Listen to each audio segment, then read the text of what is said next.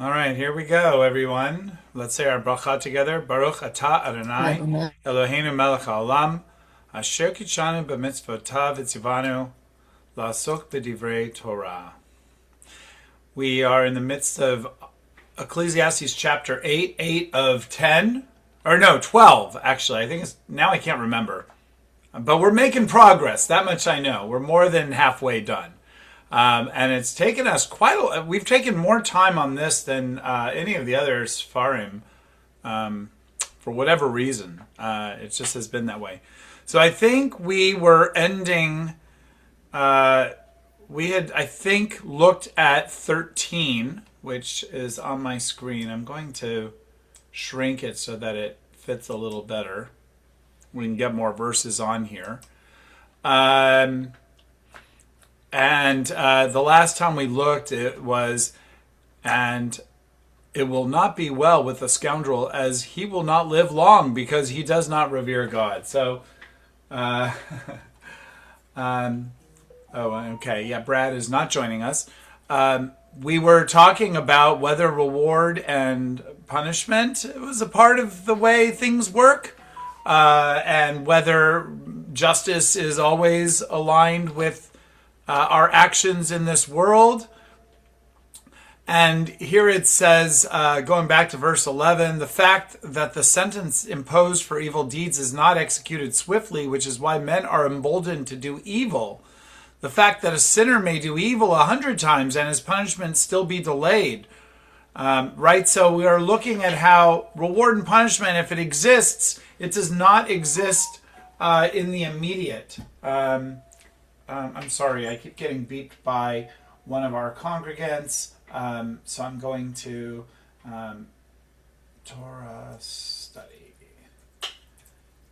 Just to keep him at bay. Okay. So then, and on verse 13, and it will not be well with the, for the evildoer. Now they say scoundrel here, but it's le rasha for the evil person, or person who does evil, is evil, and his days will not, his days will not increase like the shadow, but basically they translate that as, and he will not live long, asher einenu yared milifnei Elohim, because he does not revere God. So this is in the context of what people say. People say it will be, this is how at least the Safari interprets it. The combining verses 12 and 13, for although I am aware that it will be well with those who revere God since they revere him, and it will not be well with the evildoer who will not live long. The reality is, verse 14, which I'm not going to attempt to chant because I honestly can't remember how to do this one in this particular trope system. I know how to do it in 3 of the trope systems, but I don't know this one particularly well. Actually, maybe 4. Yesh hevel asher na'asa al haaretz. There is futility that is made upon the land. For their asher yesh tzadikim asher magia alehem k'maaseh harishayim. For what happens to tzadikim is the same at times as what happens. I'm reading it as what happens to the acts of the evildoers. V'yesh rishayim shemagia alehem k'maaseh tzadikim. In other words, the justice for the for righteous people is equivalent to that of the evildoers, and vice versa in the real world.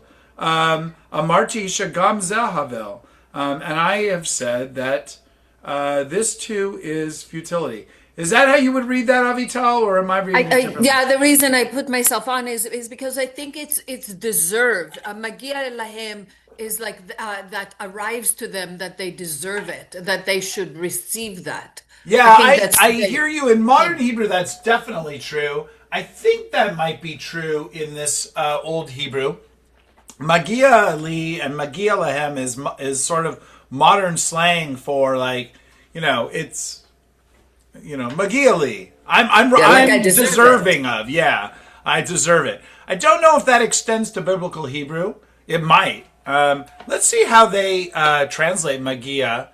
Also, that's Magia Lee, and this is Magia Eli.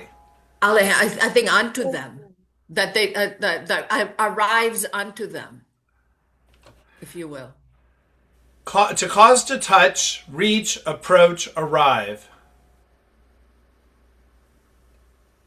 To Yeah, I guess it befall. can be from my like God from touch. Yeah. It touches them. So I don't know that it has the same connotation as the modern Hebrew. I think I think that, the result of a person being evil is the same. Is kema'aseh harishayim. That's how I read it. I don't think it's deserving of. Because I think he's it says there are righteous people that arrives to them or they receive the same as done to the wicked. Yeah, that's meted out to them, the same result of their actions or their lack of actions. Like their actions are independent, essentially, of or their experience in this world. He's saying the Kohelet. Let's just call him Kohelet. Whoever authored this, God, however you want to see it. They're saying this entity who writes this is saying whether you're good or you're bad, it's independent of one's actions is what it seems. I want to make sure I'm not speaking over your perspective on this, Avital. I think it's the same. Because you see how it's in quotes up here, because for although I'm aware that there's reward and punishment, here is a frustration. Yesh havel asher nasa. There is a futility which is made upon the land, which is that reward and punishment doesn't actually seem to exist. Or differentiate between righteous and evil. Yeah, that one's actions does not equate to what one's experience is as a result of those actions. Another thing to be annoyed about, because I think there's a part of us that would like to know that if we do good in this world, that it will result in good in this world. And if we do bad in this world, that people who do bad will suffer as a result. Not that we want to see a lot of suffering, but it does seem like the world order would be easier if you got in trouble for doing the wrong thing and you didn't get in trouble for doing the right thing. Comments on that before we keep going? Sure. I don't know if it's saying it's all the time this way, but that it is that way some of the time. I mean, is it saying that's always, or it's just saying it happens? That's the word it uses here. There's vanity which is done upon the earth, that there are just ones to whom it happens according to the work of the wicked. So it's just saying happens, and I would conclude that that's true, that it happens, some of the time, but some of the times, you are rewarded, or things go better for you when you do better things. At least that's what it seems like. But Well, that's I not mean, always, because of bad this, things happen to good people. there is the word yesh in here, which means there are tzaddikim for whom arrives upon them according to the same acts of the evildoers, and there are evildoers for whom meted out upon them, or they arrive upon, that arrives to them, same as what happens to the righteous person. So you could say it means on occasion, or as they translate here, sometimes. I don't know if it's a distinction with a difference, or whether it's a distinction without a difference. Whether it happens a little bit or it happens a lot, there is a general discomfort that I think we feel. Like, why does this bozo who, steals from the poor to give to the rich not have any punishment for doing that? Totally unjustified. Why is it that this person who spends a lifetime ripping people off never gets caught? Or, Yeah, yeah. and like yours is in your translation, like you just said, it's sometimes. It's not saying always. Again, And I'm not sure that. Avital's got her hand up. Yeah, I'm just not sure that makes a difference to me theologically. I mean, it's just, in other words, it's this idea of one for one. I need to get Rocky involved in this, and then I'll take your comment, Avital. Rachmiel, my son, he talks about, causality in mathematics. An equation is, y equals 2x. So if you change x, it impacts y, always and forever. There's no exception. Sometimes there are equations where, x and y are independent variables. Sometimes they are dependent variables. If it's a dependent variable, then you change one, it causes a change in the other. So if you change a person's moral behavior, it changes the outcome in the world, would be an example of a dependent variable. But this is saying sometimes maybe it looks like that, and sometimes it does not look like that. So, Avital, you're muted. Classic. I was just going to say that it starts with Yesh Hevel. In the beginning, it says there is Hevel, whatever that is, and it ends with Hevel. So I think it's saying kind of agreeing with what Irvin is saying. There's no rhyme or reason. Sometimes actions merit a response, and sometimes they don't. There's no merit, and there's no rhyme or reason to the way things happen. It's all ethereal and Yeah. yeah. Yeah. Well, okay. Yes, Pamela. Well, I guess I have a difficulty in looking at the perspective of who's saying this, because they're the ones that's judging whether something is bad for a person or good for a person, when in all reality, something that appears to be bad could be actually good for a person as well. I mean, it's the perspective of a person that's writing this, not the perspective of God, for example. How do we know that this is bad things happening to righteous people? Maybe righteous people, for some reason, need to learn this lesson. But we're just looking from the outside, we're making a judgment that this is a bad thing. That's my comment. And we don't know where this is going to go unless you've read the whole thing, and it might consider, afterlife and a just afterlife of some sort. Any other thoughts on this? I mean, I think a question that liberal Jews should be willing to ask, it might not be okay to ask a question like this in a more traditional setting, is, does it matter to me that how do I say this? I'm not held by a desire for a particular outcome in how we read this. I guess that would be a way to say it. In other words, some of this is about internal philosophy. How this plays out as a source does not change my understanding of God, maybe even one iota. And so I'm okay with this text, which everyone would agree.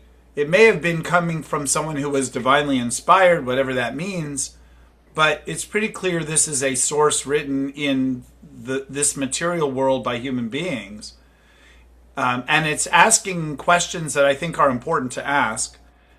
And the outcome does not change my relationship with God or my relationship with the Jewish people. So if the text is what it seems to me, which is good results and bad results in this world seem to be random, almost That's random. what it says. If it says that it's random and we can't really say that good things happen to good people and bad things happen to bad people based on some mystical or metaphysical interpretation, I feel that that's consistent with my own observations of a world in which the Shoah happened, in which there are famines in places in the world. And I'd rather have a text that's honest than one that creates an expectation of something that then leads to utter disappointment. But that's me. And I know some people don't feel that way. So, but I do want us to at least consider the fact that it's okay if the text says something that we don't agree with. Well, of course. I mean, this is one person's opinion, and then they might change their opinion. I've seen, throughout the readings here, sometimes they change their own opinion about what they're saying too. Yes, internal logic is sometimes missing. Yes. And I don't remember if we talked about it here or in the other prayer class, but we had this, I think it was here, that we talked about as we mature from young children who are self-centered and we are more open to the whole world. I think it goes along with the reality that not everything that happens is just or seems just to us. Yeah. Yeah, and it's not. I mean, that's the reality there too. You have good people that really horrible things happen to them, or like you said, horrible people that are skipping along, happy as a lark. As a lark, I love that. That's a generational comment. I'm not picking on you. It's actually something I take delight in. I can't imagine any of my kids saying the phrase "skipping along like a lark." But since Kinneret loves birds, maybe that's something too. Maybe, yes. Yeah, that is an old idiom. She can bring it back. Yes. I can't tell you where it came from in my mind there. I haven't really used that term in a long time. Just drawing your attention to some of the other translations of this verse. Bruce Heitler, this one over here, right? There is something ephemeral that occurs on earth, that there is a righteous person who achieves according to the deeds of the wicked, and there are wicked people who achieve for themselves according to the deeds of the righteous. I said this is also a vanishing mist. Fun translation. I kind of like that one in this particular moment. It's also interesting because the deed, who achieves according to the deeds of, reaches the same summit, independent of what their actions are, is kind of what's being said. Okay, let's keep going. Okay, I have two computers right now because my old computer I thought was dead, and now it turns out it's doing just fine. But now I have an extra computer. So I'm trying to put it all together. It's a little nutty. V'shibachti ani et hasimcha asher ein tov la'adam tachat hashemesh ki im le'echol v'lishtot v'lismoach vehu yilvenu v'amalo Yemei chayav asher natan lo ha'elohim tachat hashamesh. I will praise. It's weird because it's "and I praised," but if it's the vav haifuch, which I guess it isn't, I guess it is past tense because it's not va shibachti. And I praised the joy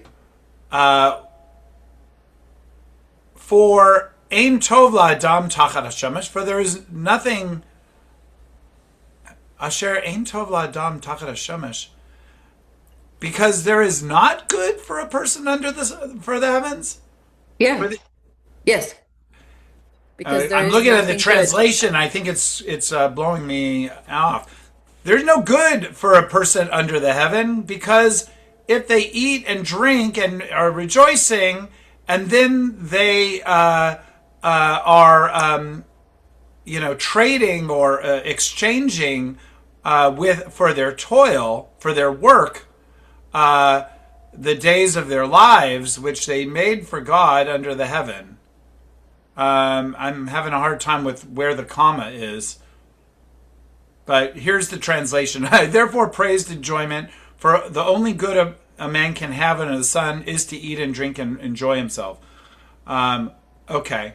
That much can accompany him in exchange for his wealth through the days of life that God has granted him under the sun. I don't know about that translation. What are your thoughts I on don't it, agree Joel? with it either. Yeah, I don't think it translates the way it reads. Right, and it's again one of these translations where I feel like it's trying to say something. What do the JPS translations say? They're a little more academic. I therefore praised enjoyment Oh, for the happiness, and I praise the happiness. for the only good a man can have under the sun is to eat and drink, and they read the lo ela. Well, there's no ela. I don't No, know. it's Ein Tov. Ein Tov is there's no good. Right. There's no good to to a man under the sun, except to eat and drink and be happy. But he is trading in his toil, his life that was given to him by God under the sun. Yeah, So I I think, like that. I like your translation. That makes sense.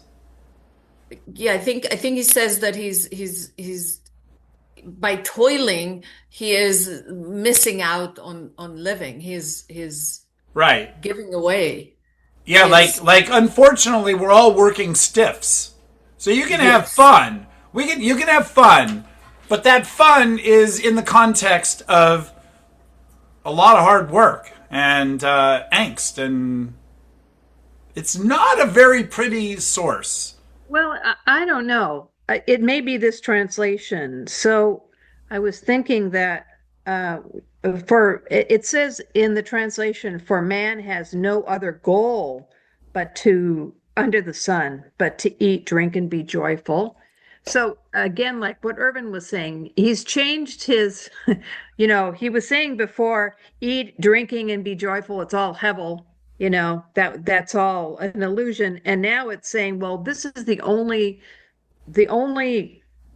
good that a person can have is to eat, drink, and be joyful. So, you know, Now, be in the moment.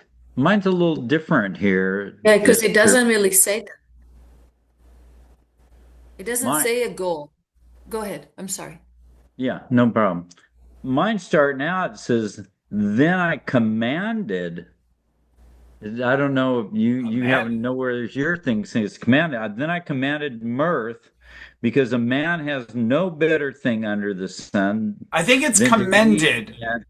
Irvin, I think it's commended. You're right. I'm commended. sorry. It was bad interpretation of my letters here. Commended. You're absolutely right. Then I commended mirth. You're right, because a man has no better thing under the sun than to eat and to drink and to be merry, for that shall accompany him in his labor the days of his life which God gives him under the sun. So I'm glad you corrected me there. Commended, not commanded. Yeah, I think it really, what I hear us sort of disagreeing or discussing is probably a better way to say it, is where's the emphasis?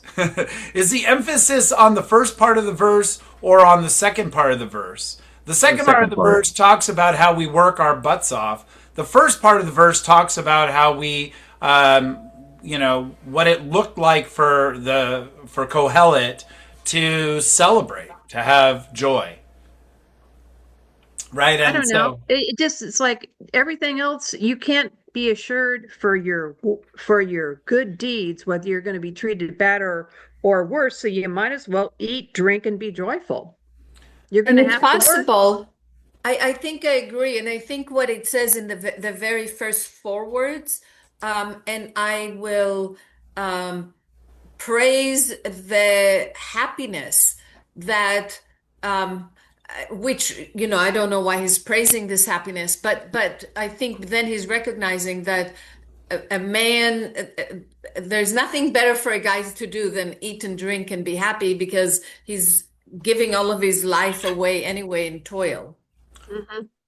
And Some look some at people like to toil. Some people don't like eating and drinking and la la la. I mean, I really don't.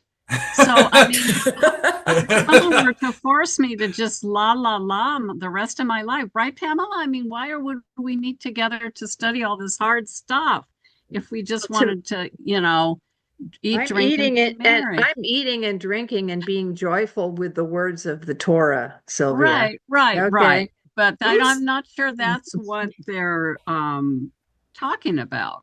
is it Bella Abzug? There's someone now I can't remember who it is who philosophizes about work as being of meaning or not being of meaning, and Right. I can't remember who that is. But I if, had a very good friend in high school, and she says, I can't. My mother just keeps telling me, I just want you to be happy. I just want you to be happy. And she says, my mother doesn't understand the pressure she's putting me on to be, putting on me to be happy.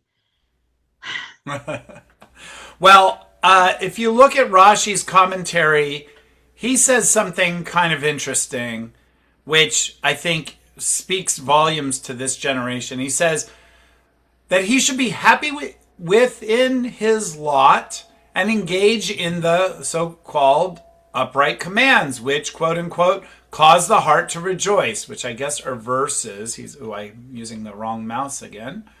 Okay, I'm not going to look at that one, but here he has verses. Oh, yes, Tehillim 19:9. And he should not be immersed in increasing his wealth by means of usury, interest, and robbery. So, in other words, if your whole focus is on making money, and his idea here is that the toil, the amal, is actually legalized stealing, right? Wealth by means of usury, interest, and robbery, which basically is that. That you should stop that and focus on just, be content with what you've got and celebrate it. Whoever is not happy with his lot and is immersed in amassing wealth eventually commits the sins of robbery, fraud, and usury. Also, one who is not happy with his lot concerning the love of his wife is immersed in passionate lust for women and harbors sinful thoughts about married women. So it's ta'ava, it's lust. There's ta'avat niuf, is that what it is called? Which I think is romantic lust. And then there's ta'avat kisuf, maybe? I can't remember the term now. But Nachman of Breslov, some of his stories, there's one story that, because they're the tales of Rabbi Nachman. He wrote stories that are now, they're a great volume, something we should probably do together. It would be great to read, where he talks about the tava, the lust for wealth accumulation and for romantic. But the point of Rashi here is that you got to find a way to find contentment, which is Ben Zoma in Pirkei Avot. What is it, chapter 3, chapter 4? Ezehu Asher, who is wealthy, Ha samech bechelko, the person who's happy with their portion.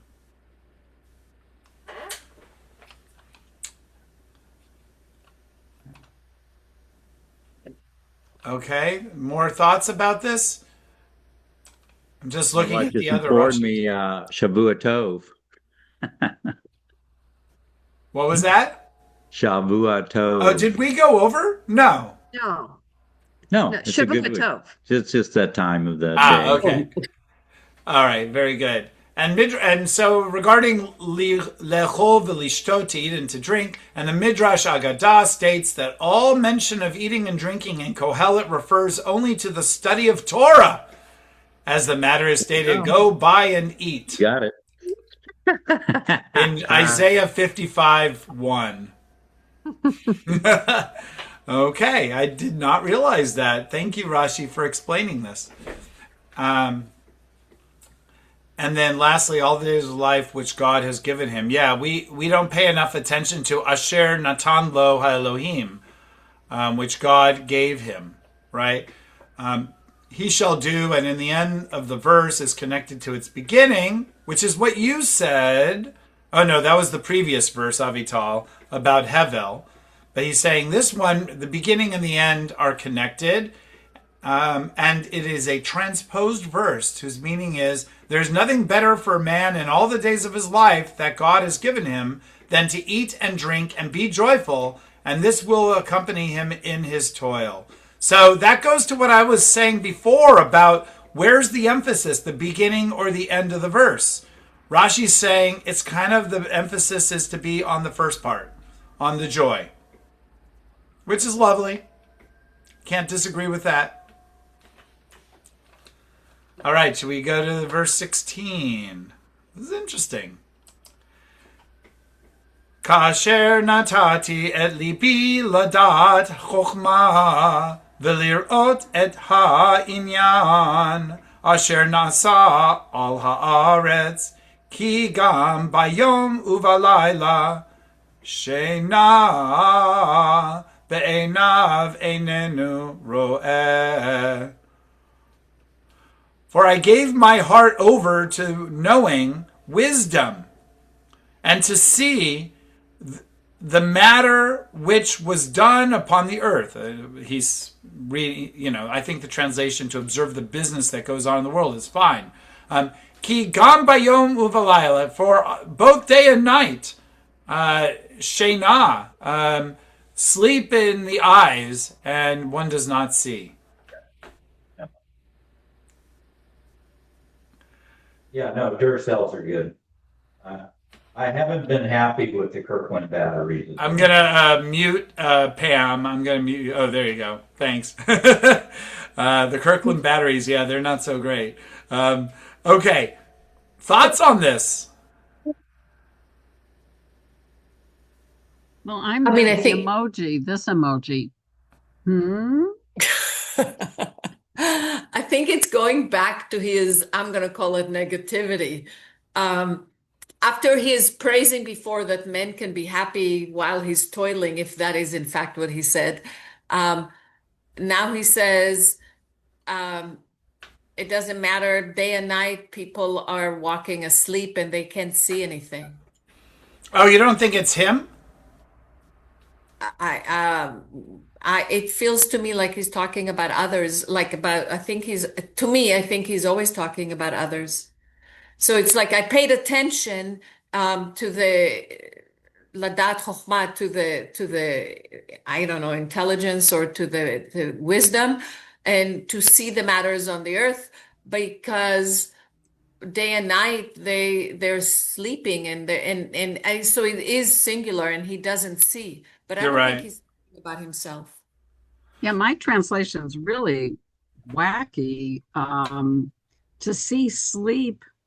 What is it? For neither day nor night do men see sleep with their eyes. Who sees sleep? Is that what the Hebrew? I saw roe, right? I mean, I read it as both day and night. They're at both day and night they're sleeping. They don't see. With their eyes, they don't see because their eyes they don't are see. Sheina beinav, it's sleep in his eye or their eyes, and therefore they're kind of blind. I think of it as the sheeple, as people will say in the social media. People are kind of asleep even as they're awake. We're all walking in our, people are zombies. Yeah. Pamela. I missed the first translation of the first part because we got frozen here, but my translation says, when I set my mind to know wisdom and to observe the activities that takes place on the earth, for even day or night, its eyes see no sleep. I'm not sure what its eyes mean, who the its refers to. Is it talking about the earth seeing no sleep? Is it talking about the activity that takes place on the earth? What does that it refer to? I don't know if that says it in the Hebrew.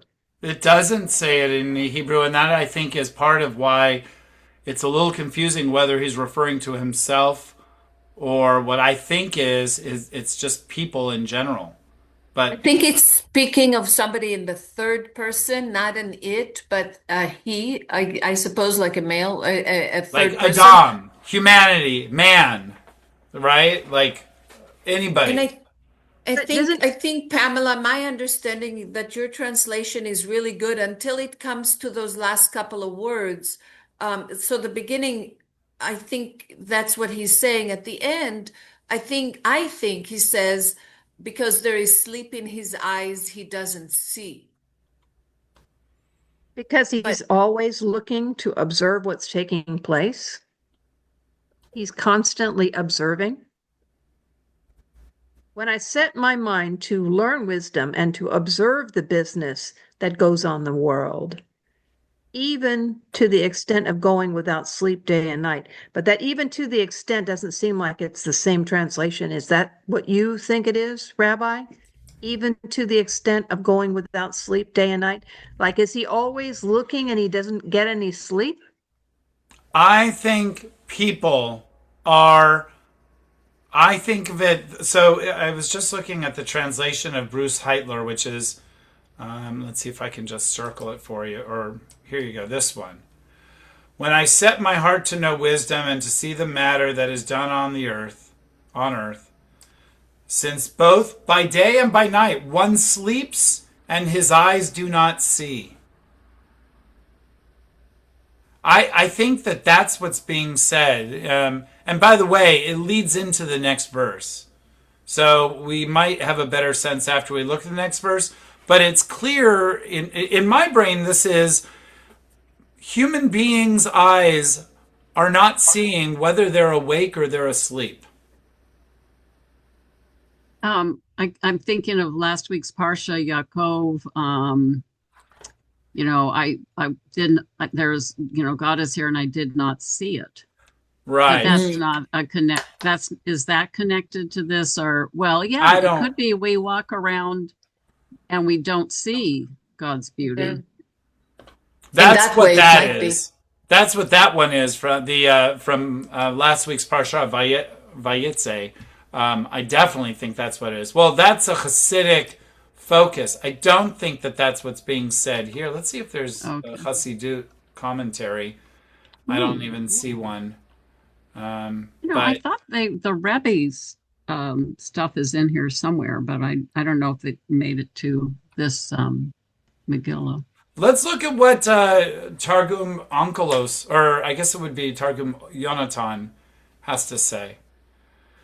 As I gave my heart, so this is just to help us because we haven't really done much with Targum. I've noticed in my studies of Radak with my friend Jonathan that often Radak, a medieval commentator, when he's trying to figure out what a verse means, he'll look at the Targum. The Targum is an Aramaic translation of the Hebrew and meant to help people for whom their main language was Aramaic. It's their translation of the Torah or of the Tanakh. So, but sometimes those translations introduce new ideas. So there's a lot of reverence for these older, translations, even if they're not, whatever. There's something to gain. So as I gave my heart to know the wisdom of the law, so here it is. It's wisdom of the law. You already know there's an agenda here about connecting it to Torah. And to see the business which is done upon the earth.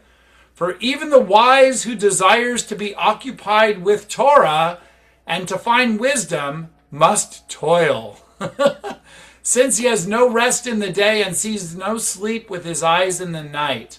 So that's a different interpretation. Yeah, that interpretation is going back to what we saw before about, you work your tuchus off, and then the real, remember there was that commentary that we saw before up above that says that anytime you see eating or drinking, it means Torah. So that's what this is suggesting, that the thing that he wants to eat and drink is Torah. So it does not really help us. Well, yeah, because it's a different interpretation at the very end there. He sees no sleep with his eyes in the night, saying that he's staying up all night studying Torah. Right, which is not at all what we have seen in this, and that is the addition of a worldview about what it is that people toil over. Well, But I think you're right. Maybe we need to go to the next one because it continues on the next line, right? The next line. yes, it does seem to, yes. Okay. But it is interesting. Yeah, okay. Oh, and it's the end of our chapter. Yay. V'ra'iti et kol ma'aseh Elohim. And I saw all the acts of God.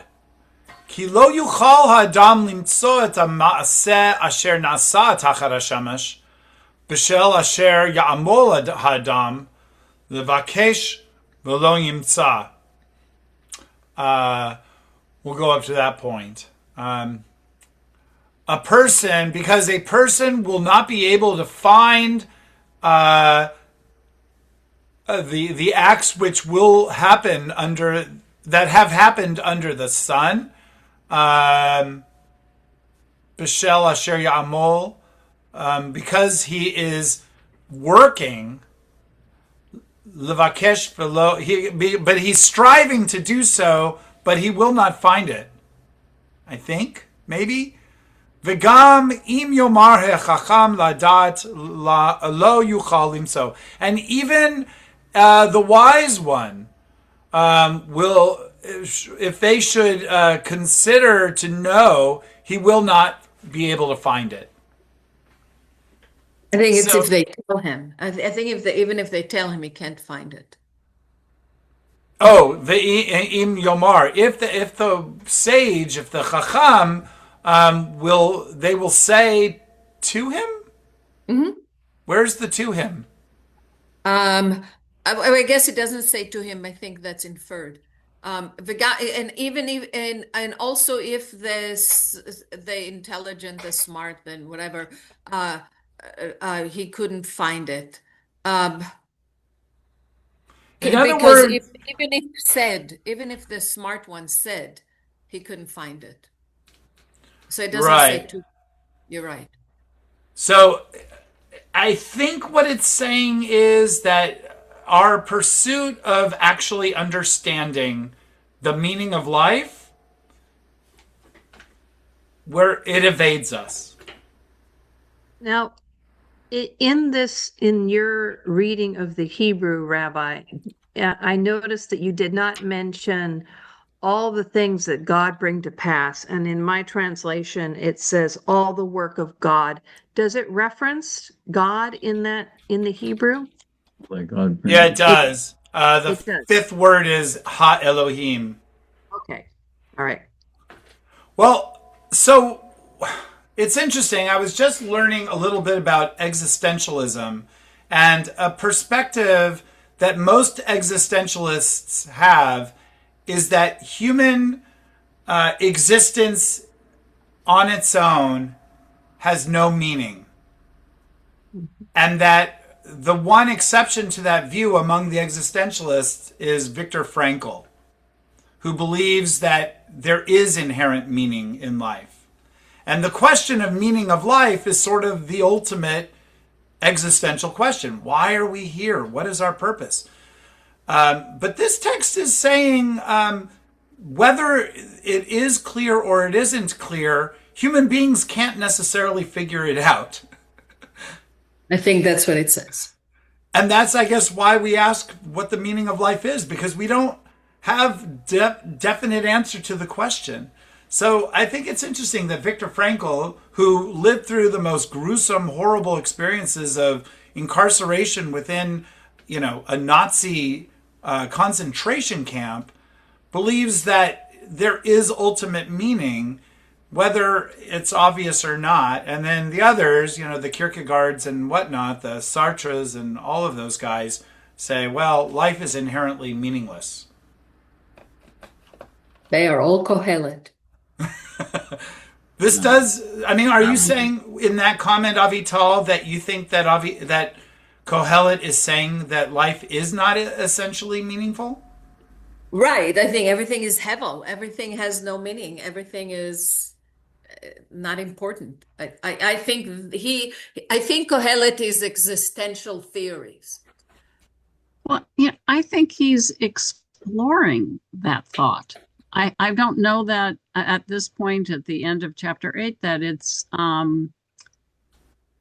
you know that's necessarily the conclusion, because there's, I mean, 12 chapters of discussing this, I mean, as opposed to, a sentence saying life is meaningless, goodbye. I mean, this is a lot of digging into it and saying the same thing different ways. Yes. So it's really interesting it's also just the thought of this person writing this and exploring this is kind of interesting or fascinating, or yeah. Well, to go to your point, Sylvia, the rabbis interpret this whole book as being written by a man who's lived a full life and has not just been discussing it in this is his treatise. This is sort of his final conclusions about the meaning of life, which is shown to be totally tangled in contradictions, in angst, in acrimony even. But what ultimately is happening is it's a summary of it all. And I don't know, Avital, that I agree with you that he is saying there is no meaning. I think, and I don't think, and the way, Sylvia, you said it a little differently than I would say it, but, I think what he's saying is there's no clear meaning. The way we as human beings experience it, and that's where the existential comes in. Existentialism is. We as human beings do not experience a logical, meaningful, reward punishment, hashgacha, divine providence existence. We imagine it, we hope for it, but we don't actually experience it. But he doesn't say that it's because it doesn't exist. He says, we don't know. We're left without clarity that it is that way. I don't think he's actually saying, Avital, that there is no meaning. I think he's saying we just don't know what the meaning is yet. I think he says all the time that everything is hevel, is just hevel to me is meaningless. But I agree with Sylvia. We don't know what the end of we haven't gotten to the end of his studies. Mm-hmm. But so far, it feels like almost everything he says is hevel. I mean, in 20 different ways saying the same. Yeah. Yeah. No, you're probably right. It's interesting. But what you were saying, go ahead. No, I was just going to make a joke, so go ahead, Sylvia. No, I think when you reminded us that this is a man, a man, okay, whatever, who lived a long, full life and is looking backwards, not forwards, because right. At a certain point you are not looking forward anymore. It made me think about the Shakespeare, that thing, all the world's a stage. It's the stages of man. He starts, first it's a baby, blah, blah, blah, blah. And it ends with, the end of life. You're there, sans teeth, missing teeth. You can't see, you can't hear, and then what was all that about? What was that learning how to walk? What was that falling in love? And it's a pretty powerful thought. But in the meantime, while you're learning to walk, well, we all know how to walk, but while, you're going through these things, falling in love and working and finding a career, all that, that in itself that's your toil, but that in itself is your meaning somehow. That's your path. Right. Yeah. And I think that's why there's a lot of emphasis in modern thought on mindfulness and being present, because this is the moment of what you're experiencing, Be here now. Be here now. Yeah. Ram Dass, right? Isn't that his book? Yes, who used to be Richard Alpert, but yes. No, it's very very interesting. I think I think it's hard for people, but I think the word hevel, which captured Avital's angst, is on some level a word which is kind of the equivalent in today's days is if you meet someone who's constantly dropping the F bomb. Like it's rattling. It's a rattling kind of thing. It's like, what is up with this person that all they can talk about all day is how everything is futile. Everything is utter Feudal. futility. That's a good word. Yeah. You know, That's the F-bomb, feudal. and futile kind of means Kind meaningless. of higher, so we can Yeah. I think that's hevel. Yeah. Okay. Um, okay. I looked ahead and saw the end of the story by him, and it actually can't changes say at that the yet. end. Yeah, right. Okay. Cheating. What Don't is tell it us when the you tell end. somebody the end of the story, the movie? It's called Spoiler a alert. spoiler. Okay, a spoiler alert. Okay, so it changes at the end, and also. If you, I mean, this is we had to everything there's a season, right? So Right. that's a whole different type of thought at that point. And he's going through this whole thing with all the hevel this, hevel that. And then at the end, it ties it all together that, God is good and do the commandment type thing. But we're not there yet. I know we're not there yet, You're taking but away from our experience of futility. well, it is a lot of futility. I mean, think about life. I mean, I think this guy's spot on in a lot of ways on the way he's going through this because it is dramatic so many times. I mean, they're talking about working your life away. I mean, how many people do you know worked their life away until they were 70 years old, and the day that they retired, they died the following week, or they came down with a horrible cancer and wasn't able to go do all those trips and everything else that they wanted to do that they had planned to do. Life's not fair. And that's basically what he's coming down to here. Well, I guess we'll stay tuned. I would only say, Irvin, if reading ahead may not be helpful if this is non-linear. I don't think that this is linear. I think that he is kind of doing what we do. It's sort of like with the dandelion. She loves me not. She loves me not. Like you go through this cycle of moments in our lives when we feel like things are making sense, and then times where they are just not making sense. We go through, and sometimes the switch is like that. In fact, that's what grief is like. You go from, fond memories of your loved one to the tragedy of loss within milliseconds, And so I think that that's kind of the way this book is written.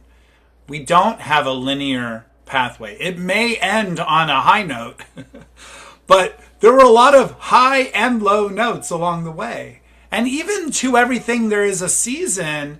If you're an atheist and you don't believe in God, you might find that to be the most affirming thing of all, because there's no God, but there's still this structure that is the way things work. Right? You could see that as a positive thing, or you could see it as it's a godless thing to say that everything is sort of set in motion without any divine intervention. I mean, I think that this is a great, great book. It is really good. Like it is, I used to say it and I'm saying it now again, not because everything is easy, but actually to go back to your point, Sylvia, it's hard and it's intellectually stimulating. So I think unless there's any last comments, it is 6:00 and I think we can wrap it up. And I think we are being left with, now next week we won't, because we're going to have the conservative service. So we're going to skip next week. And then the following week we'll start up again. Okay? Oh wait, when is the following week Hanukkah? Vodka brunch. Latke Well, that's brunch. Sunday. But Latke Not brunch is Sunday. on Sunday. But Oh, on that's- Saturday we should be okay. I think we are. I think we Well, are. they'll be cooking. Oh, maybe you But should none turn of off us the are recording. cooking. None of us are cooking. All right. All right. Very good. Then No, we're not toiling. Okay. see you Don't in toil 2. on Shabbat. It's So all we're not good.